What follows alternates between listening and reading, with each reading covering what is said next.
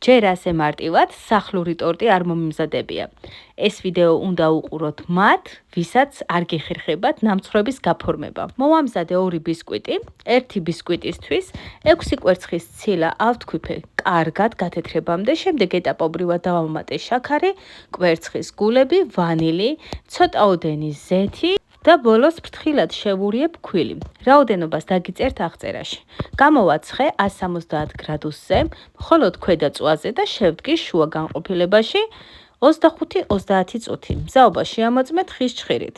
ჩემს ოჯახში ძალიან გვიყვარს ნაღების კრემი, რომელსაც აქვს ნაყინის გემო, ჰაეროვანია, მსუბუქი და ძალიან გემრიელი. თან მხოლოდ 36%-იანი ცივი ნაღები უნდა ამოვიყვანოთ კარგად, დავამატოთ შესქელებული რძე და ვანილი.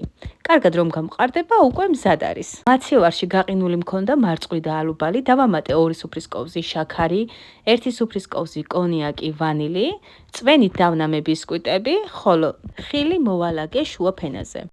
დავკრემოთ მარტივად და ზემოდან მოვახერხოთ თეთრი შოკოლადი. დააყოვნეთ მაცივარში რამდენიმე საათი და მიირთვით გემრიელად. ჩვენ რა თქმა უნდა ვერ დავაყოვნეთ, მაშინვე დავჭერით და მაინც გემრიელად მივირთვით ყავასთან ერთად.